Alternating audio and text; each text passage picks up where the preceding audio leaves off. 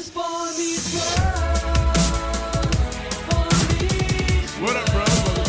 when this boy Welcome, meets welcome, world. welcome. TC, we're doing things a little bit different today. We're doing things a little bit different. We're having what we're calling midterms. We realized we're midway through the season, so we wanted to do a quick recap on just what's been happening so far. And also, there's just been a lot of interesting happenings in the world of Boy Meets World. I don't know. There's just a lot to talk about that we couldn't really squeeze into a very specific episode. So. Exactly. That was my whole thing. It's like, Boy Meets World had a lot of announcements the last few weeks.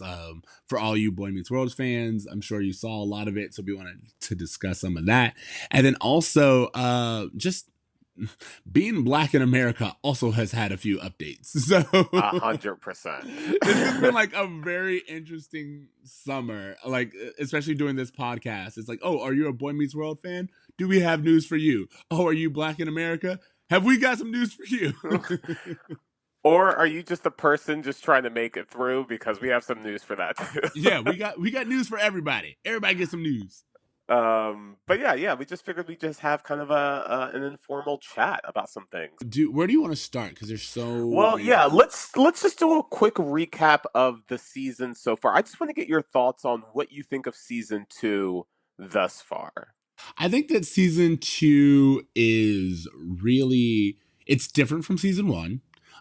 We're starting to do more of what I am familiar with and what I thought about Boy Meets World, but also I've been talking to people about the podcast, and we were talking about how so many people are like, oh yeah, I learned so much from Boy Meets World. It's such a good show. So many great life lessons. I was like, yeah, not now. Like right now, we're dealing with a lot of fuckboy shit. Like we're dealing with a lot of bad lessons.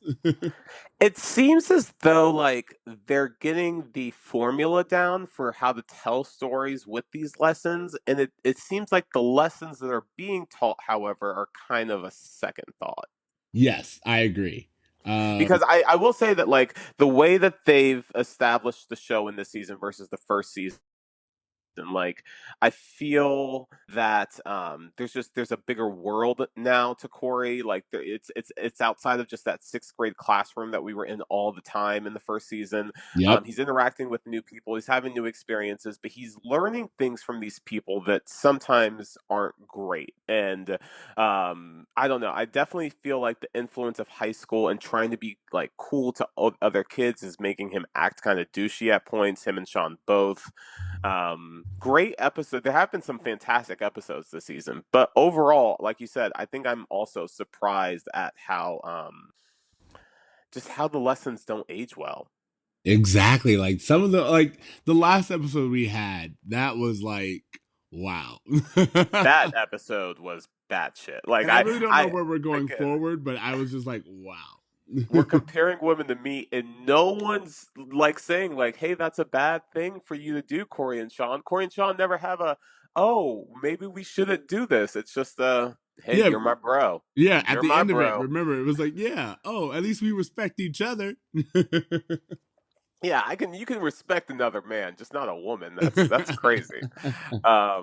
So yeah, that has been an interesting thing. Although I have to say that I am loving some of our new characters that we've had this season. Mr. Yeah. Turner, the Harley's crew, everything like that. I'm loving all of our new characters. Harley, of course, and the kind of crew, they're some of our favorites. You know how I feel about Mr. Turner.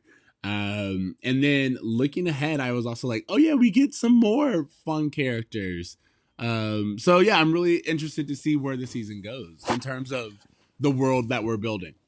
Now, at the end of season 1, we had a final recap in which we voted our favorite character from season 1 to be Minkus. Yes. How much are you missing Minkus midway through season 2? You know, I miss Topanga more, if we're being honest. Yeah. It's like she's a regular, but she's not a regular. Exactly. I was like, when have we actually seen Topanga? We've gotten like maybe 2 or 3 episodes with Topanga, and like I think only 2 of them used her well. You know what's funny? You brought this up in a previous podcast about your theory about the opening credits and how Yep. that reflects who's important to Corey's life.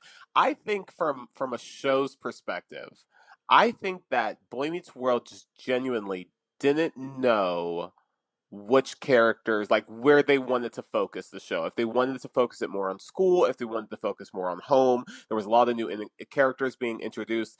The reason why I don't think we get that formal opening scene is because I don't think they knew who they wanted to be the central cast of the show yet. And I think that's the reason why, like, this season's kind of like the intro is kind of a blip, but next season you'll notice like it's so much more on the school, and like from the remaining how the show plays out, it's all focused on school versus the first season, which was very much home based. So Exactly. I think that's where the transition is also kind of seeing, is that the creators are just like, we don't know, maybe the characters at the kids at school will be a bigger deal than the parents at home. We don't know yet. And I No, think we definitely see that with Topanga. Like, her influence in season 3 and 4 is so much bigger than seasons 1 and 2. So again, looking ahead, I did just look and I was like, oh, season 3. I think season 3 is where it's like, oh, like, yes, this is the Boy Meets World that I know. dude, seasons 3, 4, and 5 are the bread and butter of the show. Specifically, season 4. You know how I feel about season 4, but to me, Exact. like, this is the best the show gets, is seasons 3, 4, and 5. And so I know that, like, even though there's some bullshit that we're seeing in these, first 2 seasons, there were some episodes we didn't really care for, some episodes we outright hated, some episodes we didn't agree with. I know there's, a light around the corner with season 3 coming up, and even honestly, the end of season 2 has some great episodes. No, I believe that. And again, I'm not saying that like what we've gotten so far hasn't been fun. I think it's been fun. And if anything, it's one of those things where I'm learning with time that like every one of your phase has a problematic moment. It's just like 100%. there are problematic moments in anything that you used to love, especially if it was from the 90s. And you just got to measure it on like how problematic they were being. It's like it's not if they were bad. It was like, oh no, you were definitely saying some bad stuff, but like how bad was it relative to everything else we got going on? And I think for the most part, this show it's teaching lessons that you're like, I kind of wish we weren't teaching, but it's not the worst thing. Or in some cases, like it's not any different than what we're telling Anything kids else on now. Yeah, television. yeah. Yeah. Do you have a character you wish you could control alt delete from the season so far? Control Alt Delete from the season. I'm just gonna say I'm not really. I don't have any harm or malice towards this person, but I feel that you're right that Morgan could be gone now, and it I really was would make gonna say, no like, difference. no, like they could have just totally Judy Winslowed her, and it would have been fine. Like, I feel like it's more of like we don't know what to do with her, and because Eric and Corey are so close in age, like we Yeah, see Eric at school with Corey interacting with his friends. yeah. I mean, even in season 1, Morgan was just kind of like this like girl that they were babysitting all the time, and like Eric would like bring his girlfriends home, they would meet her, but they're not going as home as much anymore. They're going to Exactly. Chubby's, they're going to other places. So I mean, like the drive-in, there all these new locations that we never went to in the first season. So I think she's just becoming less and less relevant. And I mean, even when they bring her back, I don't really remember her being super I think it's important. weird because I'm trying to think right now if there's any other TV show that kind of has a formula like this or like has done a similar thing. And what I'm saying is, you're right. Boy Meets World, like it in the first season, it's very family heavy, and then it's very family heavy and Mr. Feeney. Like those are the two people who we're kind of talking about, and we've talked about this before. And then he gets older, and now we're in middle school slash high school, and things are kind of all over the place. It's like because I was like, You know should we what? get rid of Alan? And I was like if well, no, I was Kill like, Alan off. well, not just kill Alan off because of course we get great scenes with the family later. But I was saying that like I'm thinking about it now. When a show, I want more. I want to learn more about Sean and Sean's family life and what he's going through. We got a little bit even about like the kind of crew and like what's going on with them. I feel like if this was a modern day show, it would have been like a Degrassi type situation where like we're learning I would different say that storyline. we're gonna get there. We will get there. It's just we haven't got there yet, but we will get there. Especially with Sean and some of the other characters, we definitely will dive into their families more and more. And I think Sean has a huge um, emotional arc in season 3 with because that's when his parents disappear. So that's when we really start getting into what all that is doing to him and his character. But to your previous point of just like I don't know of another show that's done this, I will say that like the first season of Saved by the Bell is from the teacher's perspective. Yeah, but that's what I mean is like in the first season of Saved by the Bell, that is true, but they immediately switch and they know their formula and they run That's with it. right. Season 2 starts and they keep that. They had that formula locked and loaded. They That's didn't what I'm have any saying. moment to like to transition, and it seems like Boy Meets World is having this year of transition. But yeah, they just seem to have known it right away. And even when you look at like Family Matters, which was really supposed to be about the Winslows, and then kind of shifted gears towards just being about Urkel, and even Fresh Prince initially when it started was supposed to be more about the family, and ended up just being more and more just about Will and Carlton for the most part. So Especially um, towards the later years. yeah, and I think there is that's just that transition of just like, well, let's put this on the air, and how are the audience reacting to it, and what changes do we need to make, and what characters are working, what characters aren't working. Um, But the thing that I'm saying is even when you have a show that changes its focus and it changes its stars, it still for the most part has a dynamic or a rhythm to it or a way of storytelling that you said that we will get with Boy Meets World in season 3. What I'm talking about is I feel that we are watching them work this out on television sure. that you don't get to see more so in different series. Well, you know what? I actually think that's kind of a beautiful thing about television pre-internet. And Yes, that's that networks gave a show time to find its voice and find its audience. So we were able, like, if I were working at ABC now and the show was on, I feel like it would get canceled like season 2, and we would have missed out on the greatness that was to come after that. And I feel like like Girl Meets networks World did.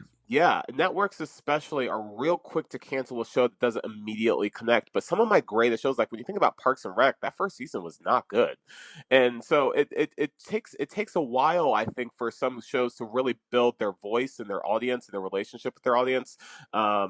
And I feel like the '90s was far more forgiving of that kind of thing than we see nowadays. Actually, not only what I really love is I just thought about a show that does it. Remember how I was like, I can't think of a show like that, like finds like takes this time to find its footing this way. Oh yeah, yeah. Seinfeld. Seinfeld does just Oh, that. 100%. The first like few seasons of like I would say the first Exactly. two, yeah. Yeah, the first few seasons of Seinfeld, like I think the first episodes or something, like Elaine's not even in it. And then they kind of expand the world and they expand what they're doing. And I started so watching Seinfeld on Hulu, and I started like mid season 3. yeah, that's like the best way to do that. It really is, honestly. You have to start. There's like a specific episode that you need to start with, and then that's it. Yeah, I think it was like the Chinese restaurant episode. Might be at the end of Yes. season 2 or the That's such a beginning of season 3. good one too. But I think that was one of the first ones, and then like the one where they lose their car was an episode in the parking garage. I Yes. remember Yeah, you're right. some of Like those early classic episodes, and to me, the bet is my favorite Seinfeld yeah, episode, well, so the bet is the or the one that contest. I'm sorry, the yeah, contest is what the it's called. contest is the one that put it on the map, honestly. The contest is the one where everyone the next day was talking about, oh my god, did you see this show? Yeah. And it's still really good and it's still relevant to like any friend group now. You know, it's just like I think it's Well, really I watched their not that there's anything wrong with that episode recently, just to see how well that aged. And how does actually that it didn't elbow? age too bad. Yeah, no, honestly, I love that episode. I mean, I Yeah. still again to this day with anything, it doesn't just have to be about sexuality. If I'm talking about someone's like well, this is sexuality, but like if we're talking It's about like part of someone's the vernacular. There's not kink that or there's anything, anything I'm like, wrong. not that there's anything wrong with that, you know? Yeah. But oh, all I was gonna say is that the Chinese episode I think is where fans of the show realize its pivot, and it first started having the discussion that it was about nothing. Yeah, nothing and everything. Like it was at that episode where it's like, damn, we've all been at that point where we've been waiting way too long for reservations, and that relatableness of it, I think, is what started to really come through. Guys, welcome to the new Seinfeld podcast that we're doing. Well, but I mean, like a really quick side note: did you ever hear? Did I ever discuss with you what Seinfeld's really about? No. All right, so I was speaking to someone earlier, and they were talking to me about how Seinfeld's not a show about nothing; it's a show about manners, American manners, and how we deal in social situations. So it Well, called it's it. definitely social commentary, but yeah, I never really thought about Yeah, like no, just it's a show American about manners. American manners and how we like that whole thing of like in America you're supposed to wait quietly for your reservation. You're supposed to tip. You know, there's like all these things that you're Yeah. supposed to do as an American to be part of our social structure, and all of these people don't agree with it. And they are always challenging those expectations of what it means to be polite in America. And that's what Yeah. the show's really about. Wow. Yeah, I love it. All right, so back to Boy Meets World. They had a reunion recently. They did. Oh my god, that like I'm sure anyone who's a fan of the show saw the photo by now. It's fantastic. That was such a good moment. One of the things that I'm immediately angry about is that I had no idea this reunion was happening. We follow Likewise. their social media. They never mentioned it that they were doing it. So I don't know how people heard about it to sign up for it, but damn, was I jealous. Yeah, Like I was really, green with really envy. upset. I had no idea that this was going to go on. Like if we had known if this was like a Comic Con type of thing, we would have went to Chicago for I it. probably We could have definitely figured out would a have. way. Yeah, yeah. Oh man, I don't know. Just to see like people taking a picture, and that's the thing. It wasn't like, fucking Matt Lawrence and Second Morgan and No, it Griff, was like like the OGs. core cast. Yeah. Yeah. Sean, Corey, Topanga, and Eric. People have pictures with them. Those are my family. I grew up with those kids, and I don't have a picture with them. You Yeah. understand? Like I'm angry about it. It's really, really crazy to see because they all just look. It's weird to like see people who are not family but that you grew up with as a family, and like they're all bonding and together. It's like, I don't know, it's adorable. I love it. It's like when a group from high school gets together but you're not invited. Yeah, And exactly. just You're like, not in their guys, group. like I understand we're not really that close, but like I really want to go. I'm really happy that you're there. You know, it's like you're happy that their friendship has maintained. And it just looks like they were having a lot of fun with it. Like it seemed like Exactly. they were just enjoying it. And I think even Danielle Fisher, Danielle Fishel, she posted on her Instagram that like, hey, we should probably do this more. Yeah. So hopefully we get more of this this kind of meet and greet situation, because I would again love to meet them and just to thank them for just like what they've done. And I'm sure they get that so often, but I don't know what else to say but to just thank you for just like teaching me through you. So Which I know they're actors on the set. They have no, Well, my whole thing is I'm a 6'4" black man, so like when I like approach these small little people, yes, I'm sure it's way more intimidating. But nonetheless, you're just like, yeah, but I'm so happy. And then also, I don't understand how it hasn't happened, and it probably hasn't happened yet because I'm not ready for it to happen. I don't know how to compose myself. But Ben Savage lives in my area. Like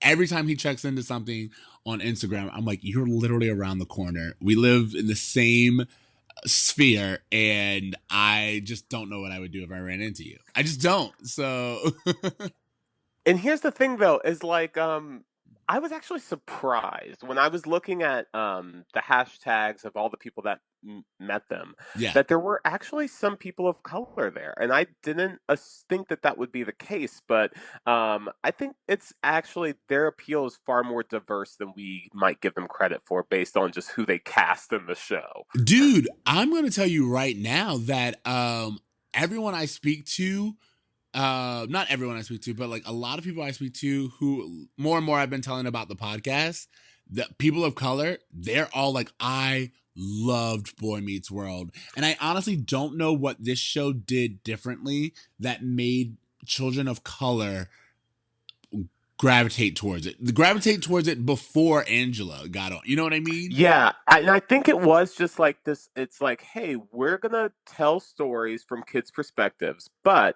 like, when you think about it, like this show is all about like what Corey comes up with. Like the teachers aren't steering him in any one direction. His parents are just like, do what you think is best.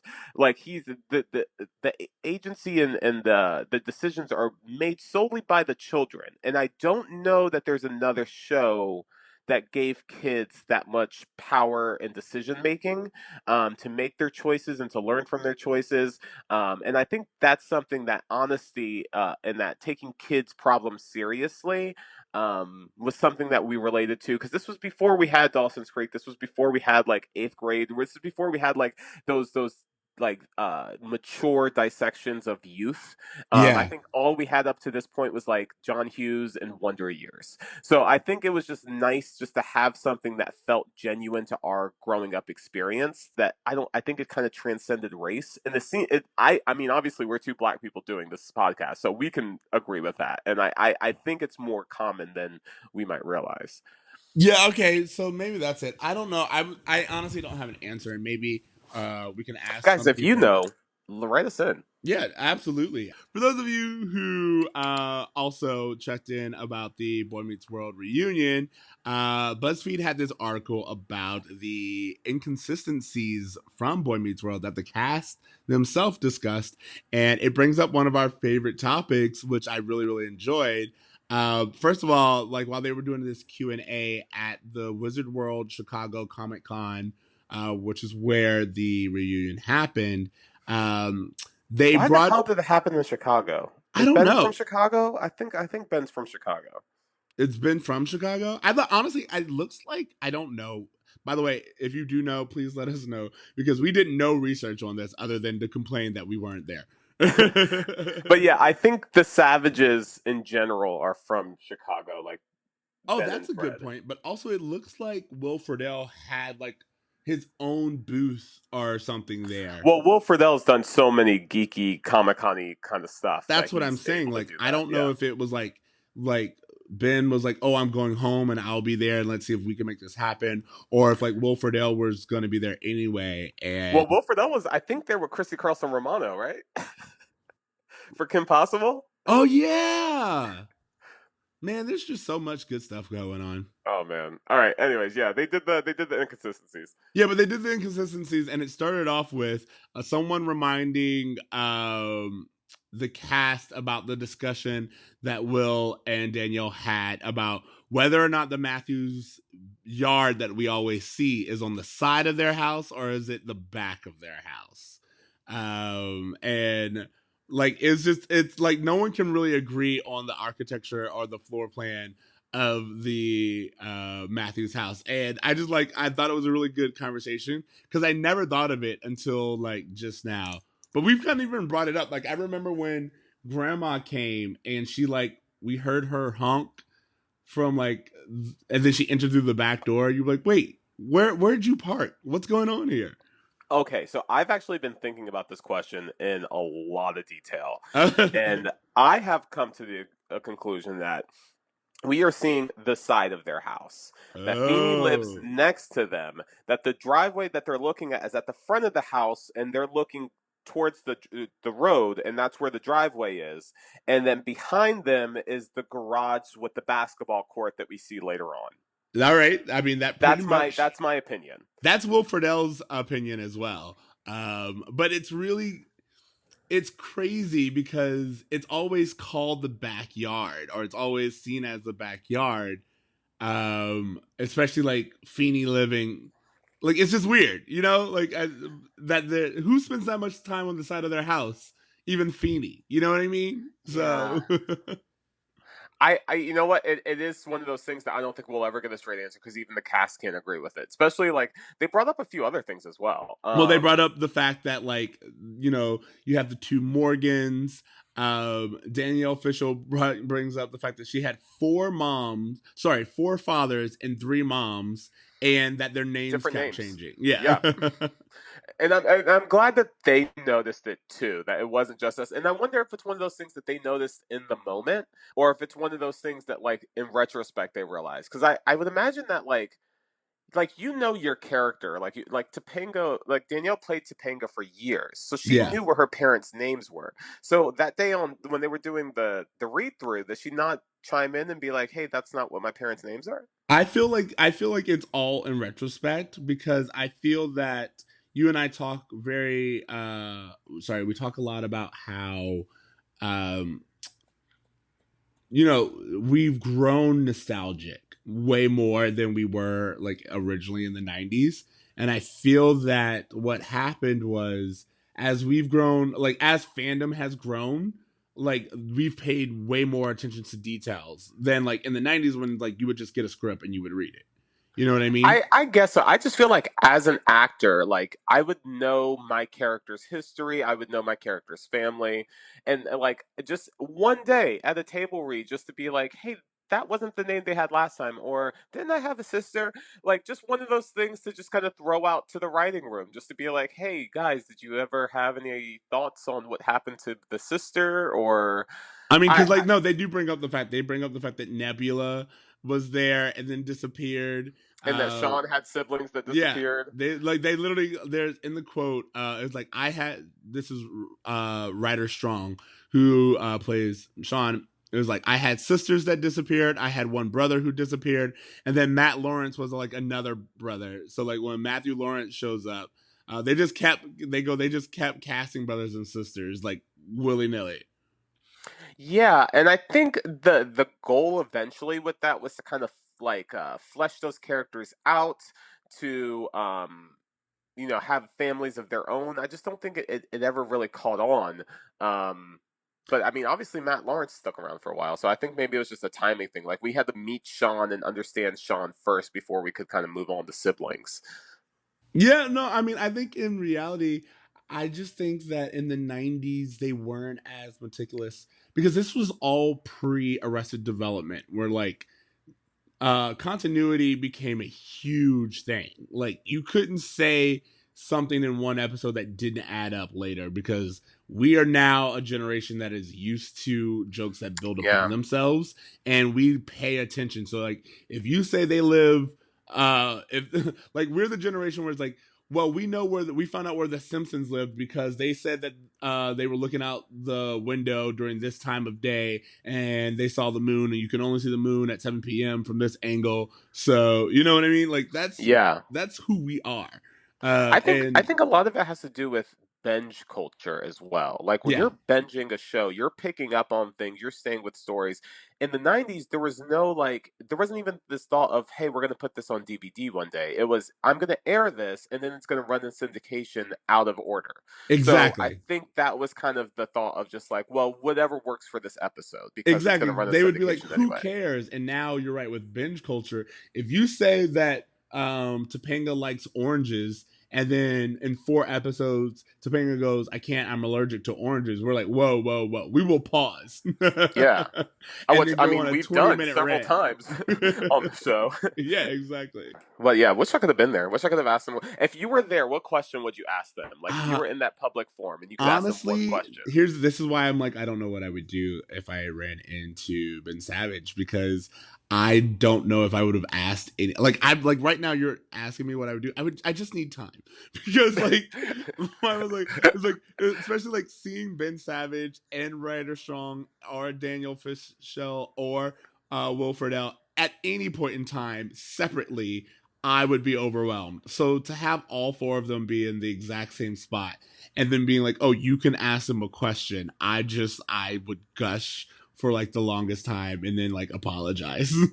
I think I would ask them what their favorite episodes were, like Oh, that's from a their good one. That's perspective. always a good one to be like, "Hey, what's your favorite episode?" Because I feel like their memories, like they have memories of it the way we have memories of like I don't know if you did like high school theater, but like when I think back to like high school theater, yeah, I remember the show kind of, but I mostly remember like the shit that happened backstage and like things like that. So from So their that's what I would have perspective, said. I would have talked way more about like you said what their favorite episode is, but I was like, what's some behind the scenes stories that sure. like you guys really have been holding on to?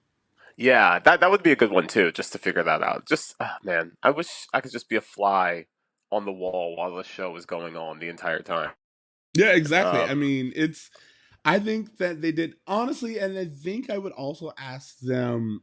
I mean, like I don't know if they are allowed to say anything about it, but like why Girl Meets World didn't go, because as we were talking about it, Girl Meets World was also finding its footing, but they were starting to do really well in terms of getting back to that Boy Meets World formula and hitting on really, really adult or relevant to children topics in a positive way. can I give you my thoughts on this? Yeah, go for it.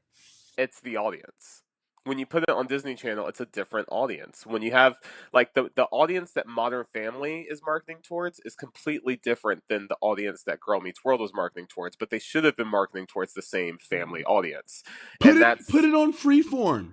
put it on Freeform is freeform, put it literally somewhere where you can develop these characters, where you have an audience that's willing to be patient, an audience that's going to appreciate that development. that's exactly what Kids they just did want with to see, Blackish. yeah, Blackish kids, is on free, not Blackish, Grownish. Grownish yeah, is on Freeform, and it allows them to do children centric topics that are a little more mature. that are a little bit more mature. And what's even crazy is I always talk about my best friend's girlfriend's daughter. I asked her the other day, I was like, hey, do you watch Boy Meets World? She's like, yeah. And I was like, did you like it? She's like, not really.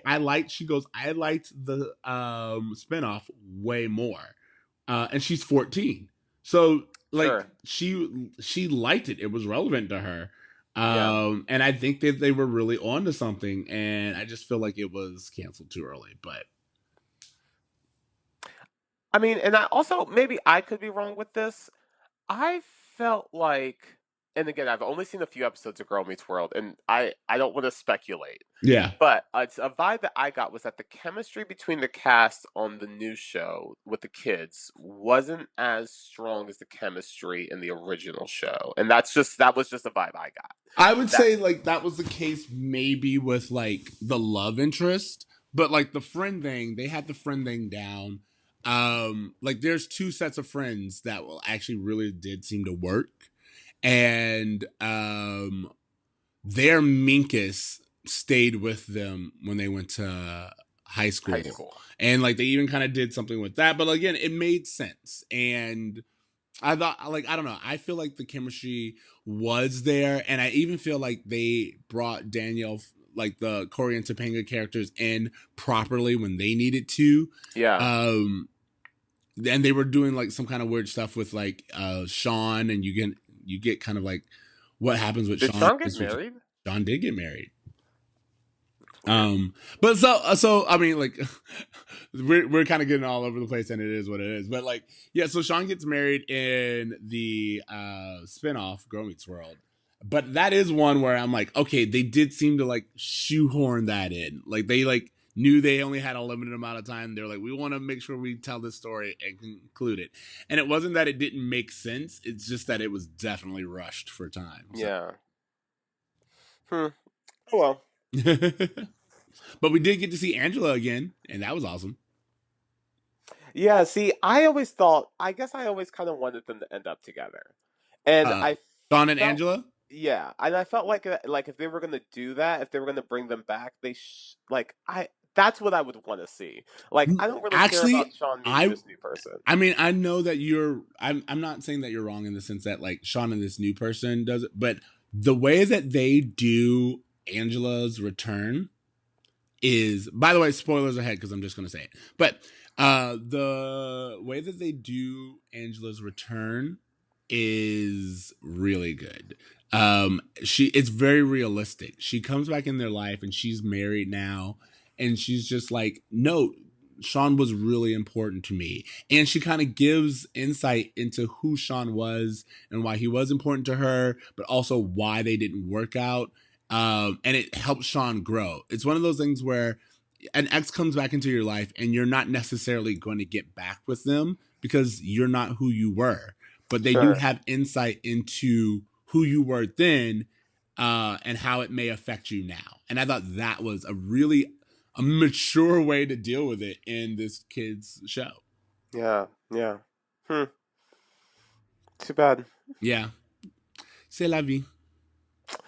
Anyways, you had some non-Boy Meets World things you wanted to Oh my discuss with. god, just so much has gone on. Okay, so give me 1 second. There's so many things that we need to do. First of all, Aretha Franklin's funeral, our homegoing, as they called it.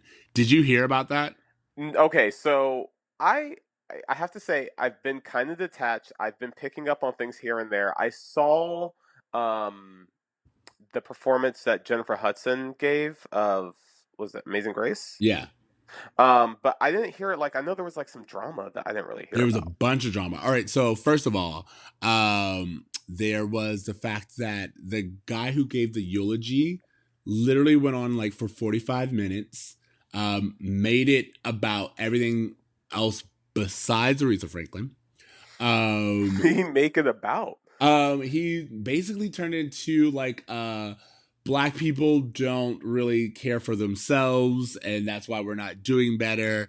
Men need to be in the homes. A single woman can't raise um children, like she can't Oh raise men. wow, really, Yeah, exactly. really taking advantage of this platform. Exactly. And everyone's like, Aretha Franklin was a single mother. What the fuck are you talking about? Like, why would you Wowzers. do this at someone's funeral who's literally the exact opposite of what you're talking about? So there was that, and then there was the fact that a different preacher groped Ariana Grande.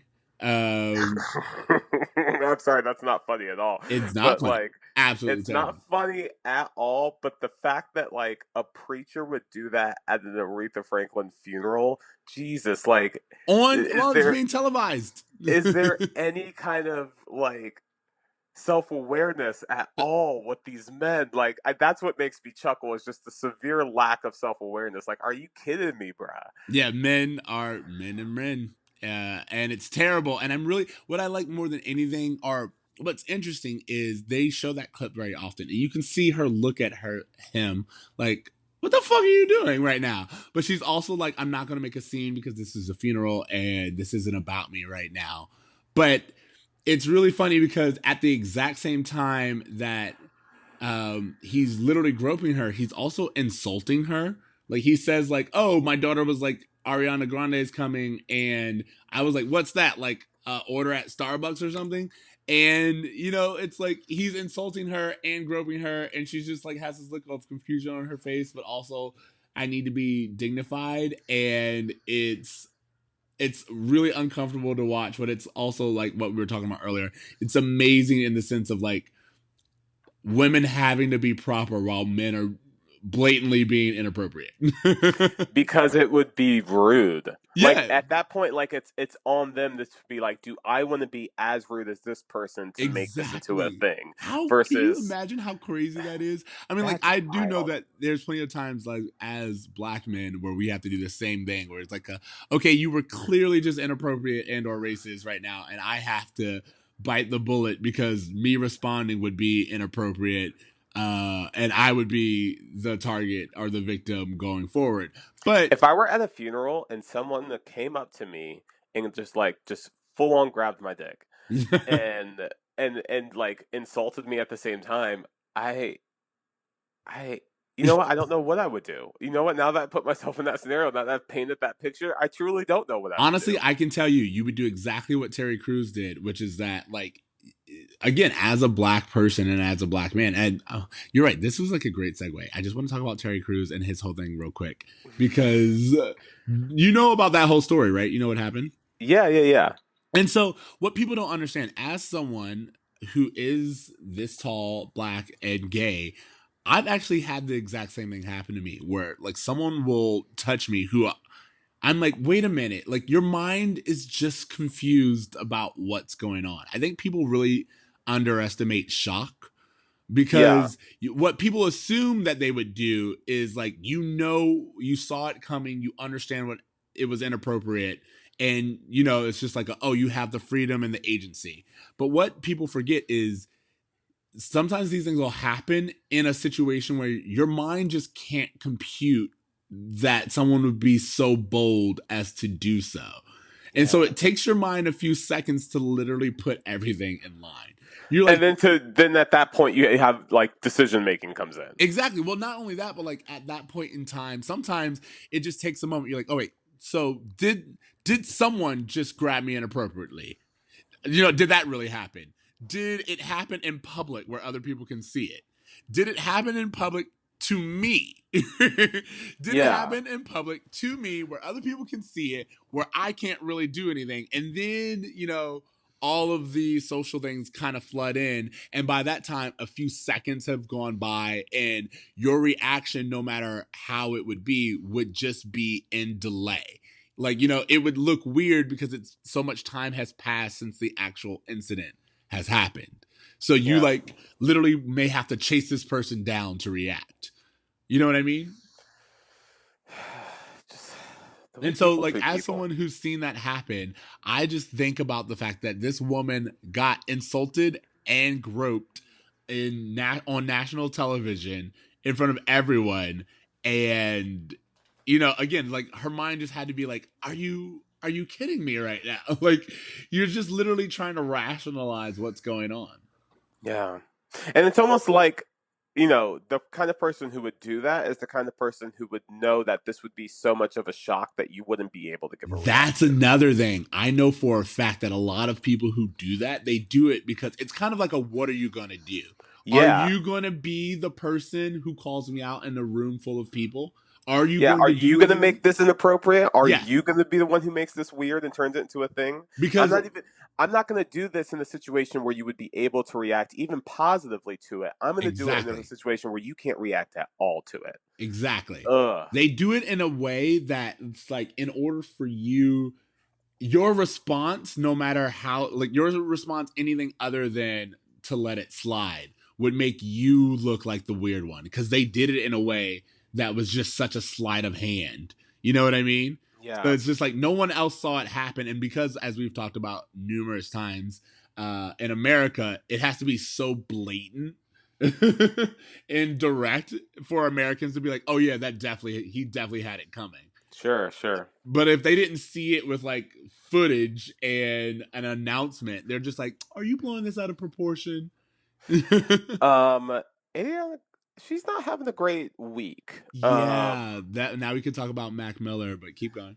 Yeah, so Mac Miller overdosed, and apparently there's a group online that's saying that the reason why is because of Ariana Grande, Yeah, because she didn't nurse him and take care of his mental health. She went and got engaged to Pete Davidson. She, like, I just this notion that she should have stuck with him and took care of him in order for him to not make this choice. exactly. And I want to make it very clear, fuck that. Fuck that. Fuck Yeah, any expectations that you are required to stay with someone who, by the way, has proven themselves to be damaging. yeah, And you are only responsible for yourself. You are only responsible for yourself, and especially when it comes to mental health. And I'm sure she did everything that she could, and even if she didn't, that's that's not not her her. responsibility. Yeah, not at all. He has an entire network. He has an entire group of friends, family, industry individuals, who has known him longer, has way more access to him. That is not on her. She is not his savior, and she has the right to do everything, even if she fucked Pete Davidson in front of him. That would be messed up, but she has no requirements to make sure that he didn't kill himself afterwards. Yeah, yeah, it's crazy. And it happened so recently. Obviously, there's like details that we don't know yet. Not that it like, I can't imagine that any details would come to light that would really kind of change the picture that's being painted now. But yeah, Yeah, it's sad. a real. I mean, I like, have to be honest. I've never been a huge Mac Miller fan, but I can appreciate someone who kind of found fame virally and was able to kind of promote themselves that way and just a self-made. I can respect that. yeah, no, I actually I got to see him at Coachella 2 years ago, and I liked seeing him, and I thought it was a great show. I kind of feel bad, like I do with anyone who, especially when they're a celebrity who overdoses and dies. You know, it's like it's always a tragedy in my mind when life is lost, especially Yeah. that young. But also, I'm at an age right now where I do understand that our system does not treat mental illness the way that it should. So he is a victim just as much as anyone else. And it's really sad, and we need to do better. But then also that you can't save everyone. You just can't, Yeah. like the weight of having and trying to save everyone, or like trying to do everything and make everyone happy, is just, it's not on one person. Do what you can in your space and hope that other people are doing what they can in their space. Yeah. I mean, kind of like a weird transition, but nonetheless, like, just on this whole trying to make everyone happy, and this whole Nike protest thing, and how our system You is. didn't burn your Nikes, bro? Oh no, I did not burn my Nike. You did not take the shoes you paid $100 for and set them on fire? That was to prove the a point? dumbest thing you could do. Like absolutely ridiculous. Yo, man, Nikes are great.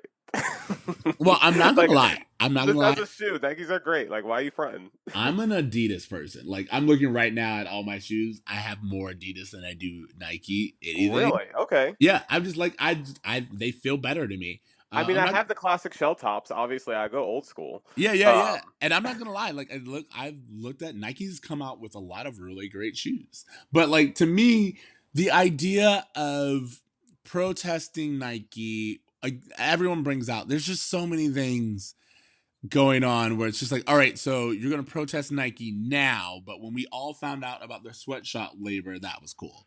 And then, Or like, when like black guys were getting shot by cops. or that was yeah, apparently not or worth. if you want to go back to the original OG problem, where Like, black yeah. guys were getting shot by cops, we're like, oh, that's fine. And, you know, that happens. It's like We're an not going to everyday- protest that, but we'll like burning shoes is such a more violent expression than taking a knee. Yes. Also, So like you're protesting a protest in a worse way than the original protest.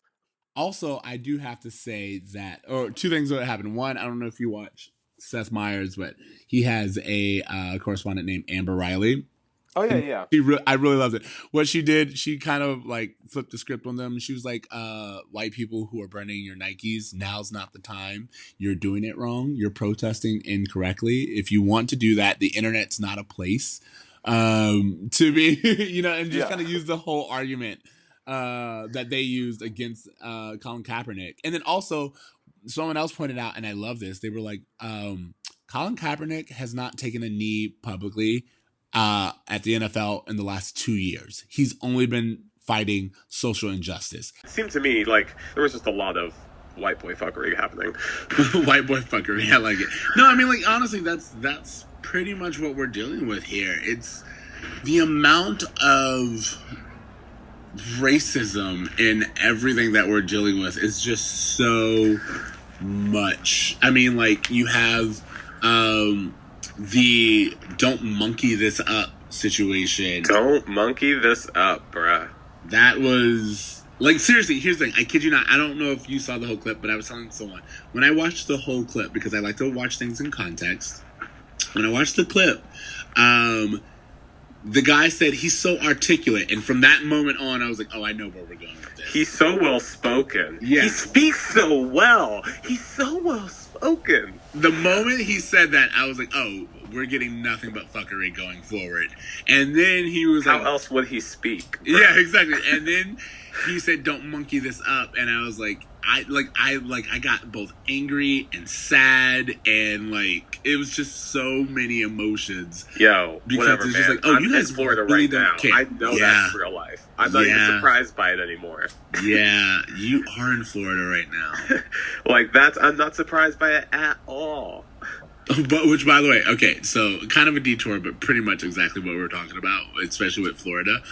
I told you recently that I ran into a old classmate, and then also this guy who like went to school in Miami, and we were talking, and I said something incorrectly, And he called me out on it, and I was like, I went to school in Florida. I don't expect to know things. And he goes, dude, I use that as an excuse all the time. Like, whenever people call me out, I was like, I have a Florida education. I don't know what you want from me. Yeah. I did the best that I could with what I got. Real low on the education standards. I think we pay our teachers one of the least salaries, like the smallest salaries of teachers in the country. So we're getting what we pay for, guys. That's so terrible. God. Also, there's like ooze in our Everglades right now. I don't know if you saw that. No, but there's pollution in our Everglades that are literally turning like these like oceanside homes, like their lagoons outside their homes, to like a green like Ninja Turtle ooze. I don't understand why the EPA only reduced half of their regulations over the past few years. So I have no idea. I know we're running low on time, so before we go, with all of just like this blatant racism, I want to talk to you a little bit about this white on white crime that's happening in hip hop right now. Because it is just, I'm loving every minute of it. All right, it's like a boxing match where I don't care.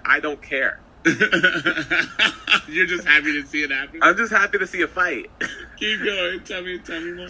All right, so obviously Eminem dropped a dope album, Kamikaze, out of nowhere, that called out G-Eazy and that called out fucking Machine Gun Kelly, who I have to say I didn't really even ever heard of before this. And then Machine Gun Kelly had a response record, but it's so... I don't know. I'm a true hip-hop head, and I'm a true lover of rap, and I understand the complexity that Eminem puts into a lyric. Like, he really is Shakespeare, the way he's able to use double, triple, quadruple entendres and make it all rhyme and make sense and tell a story, and there's not many people who can do what he does better. Like, he is as smart with his writing as like Lin-Manuel Miranda is with Hamilton. Like, there's so much complexity behind it that rappers put into their thoughts. So for Machine Gun Kelly to just kind of say like, "Hey man, you're old," it didn't really. Yeah, because you have to understand, it's like hip hop is like it's like if you were to have two like drummers like going back and forth, and like someone was just able to do a sick beat. Like, a sick beat wouldn't compare to like a trained jazz drummer. You know, so I think that's why I'm looking forward to this response that Eminem is working on, because I know it's like going to just be everything that I love about hip hop. Like, even like, I know there's a lot of like doesn't age well parts of the Biggie and Tupac story.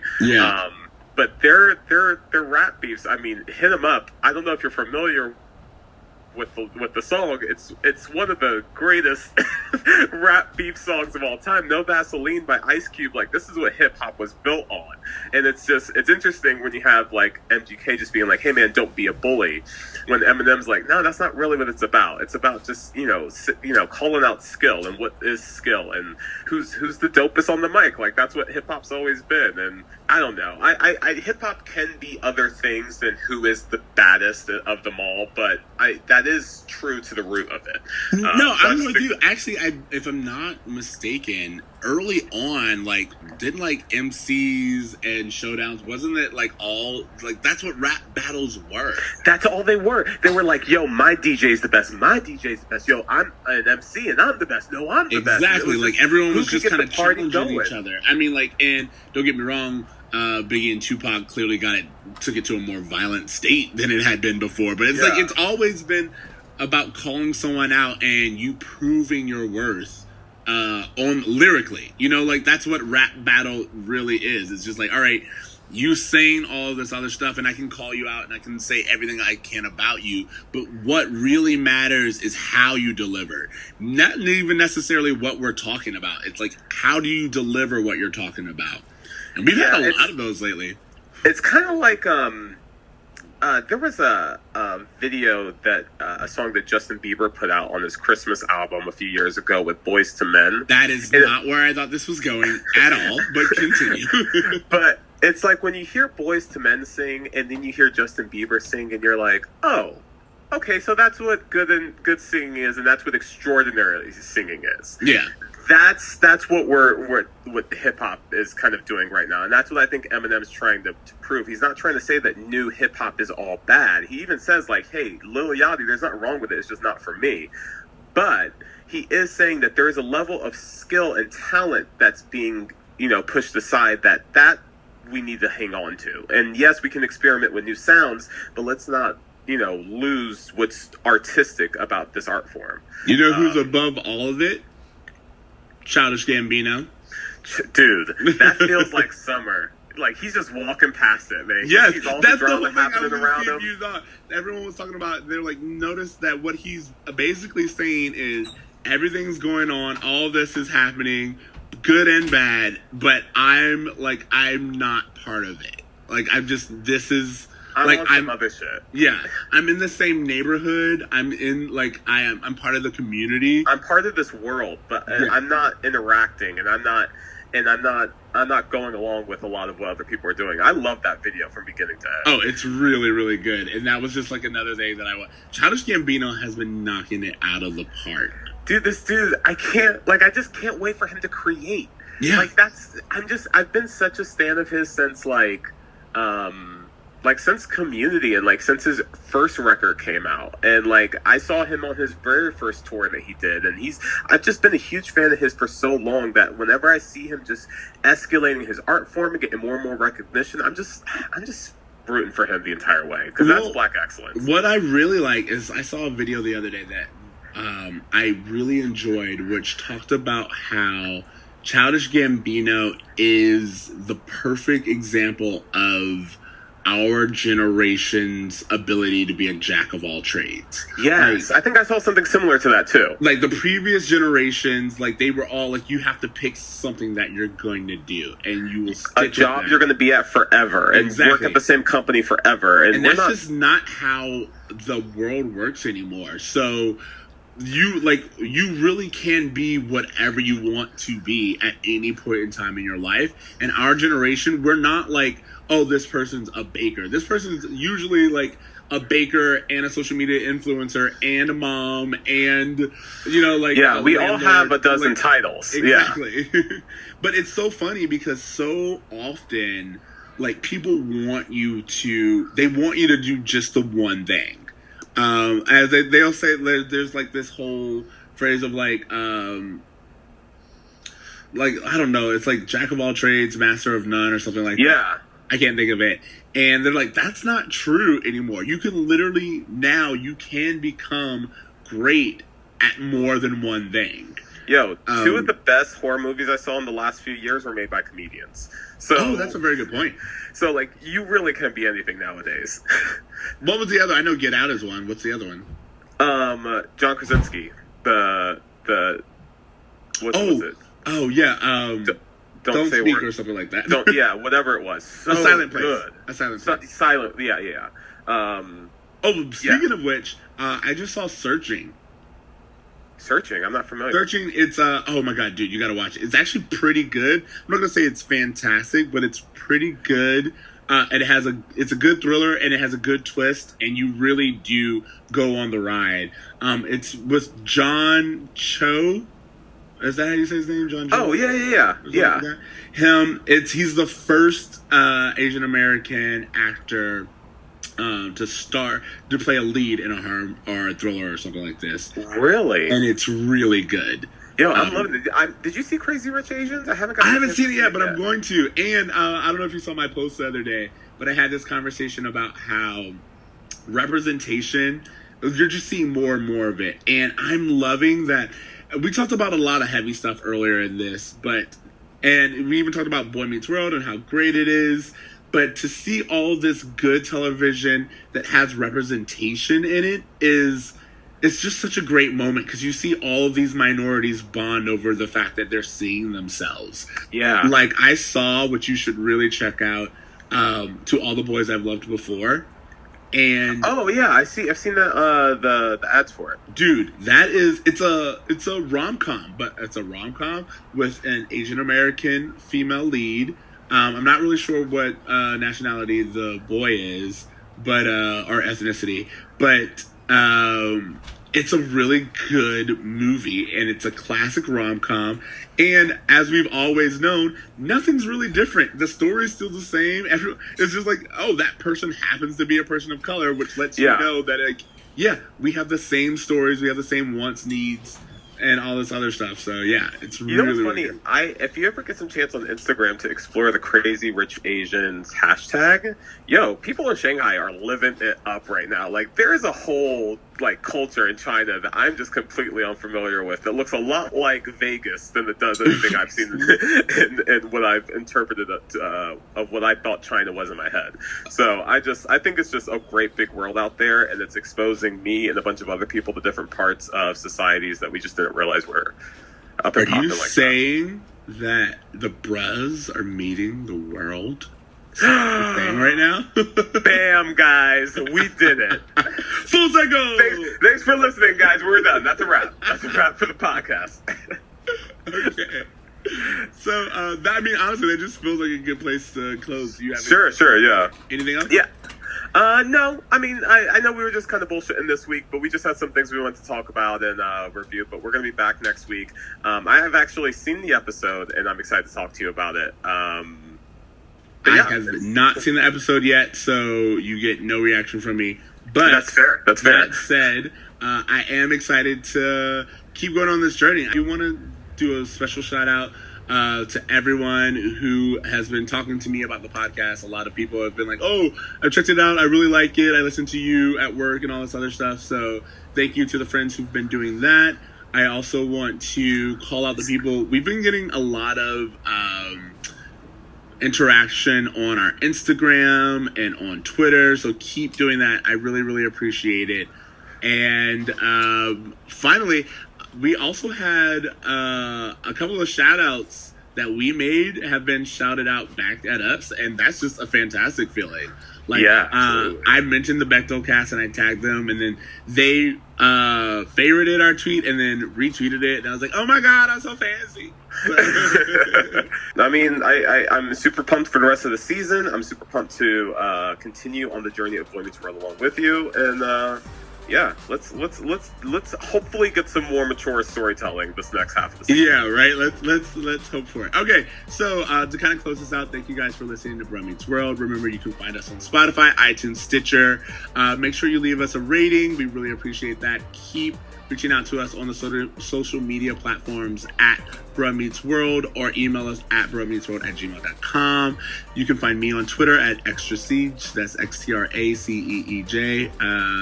Tonafi. You can find me at A Braver Me on Instagram. You can also find me on Twitter at Anna Kendrick Retweets, at Anna Kendrick RT, where I will be retweeting Anna Kendrick's tweets for all of you. She's got a movie coming out with Blake Lively, just saying. Not super interested based on the trailer, but we'll see. But yeah. So it's just Anna Kendrick retweets, not necessarily Anna Kendrick stan. No. This has nothing to do with my personal feelings towards Anna Kendrick, which are not negative at all. But not overly positive either.